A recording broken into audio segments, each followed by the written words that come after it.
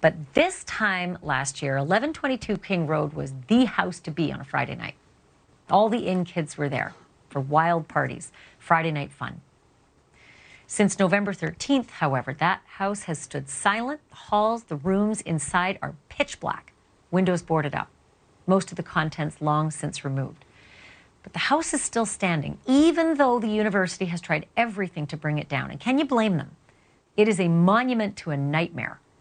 The demolition plans have been delayed multiple times. First one was planned really for the end of last semester, and then it got pushed to over the summer, and then it got pushed to this October. Families say it should stay up as evidence until after Kohberger's trial. And who knows when that trial is going to be now that he's invoked his right to the, or waived his right to the speedy trial. But what do all the kids say? You know, the returning students who see it again, still standing there. Or how about the freshmen who are coming in and seeing it for the first time? NewsNation senior national correspondent Bryan Entin visited the house and spoke with some of the kids at the school.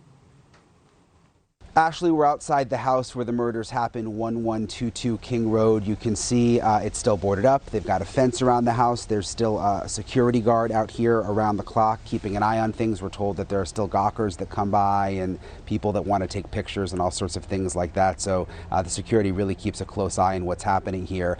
It won't be torn down in the imminent future. You remember initially the University of Idaho, which owns the property now, wanted to tear the house down.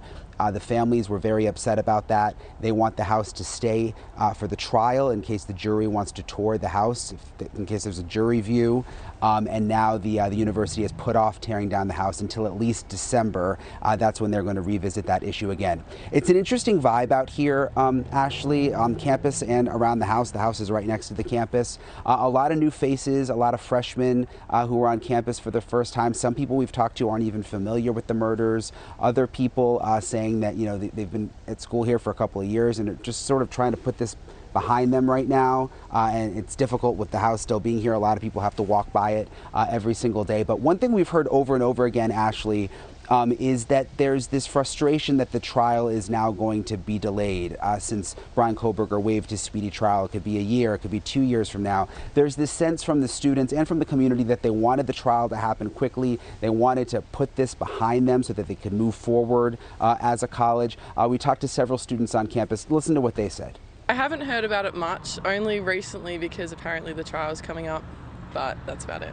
They delayed the trial now. Oh. What do you think about that? I mean, do you think it would have been better for people to have the trial sooner so people could sort of move on? I definitely think closure is something people need. Kind of just give everyone a reset and like a fresh plate to start off of. Kind of delaying it, I feel like just longs the whole situation even more and doesn't do any good. Whatever happens with the trial needs to stay away from Moscow.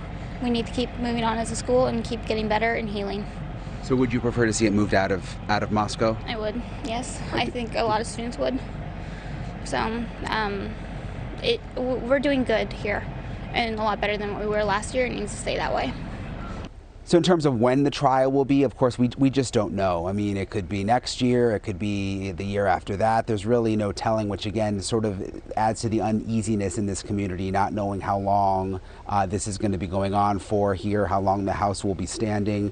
Again, no plans to tear down the house at this very moment, but the university says they'll revisit that decision again in December. Ashleigh?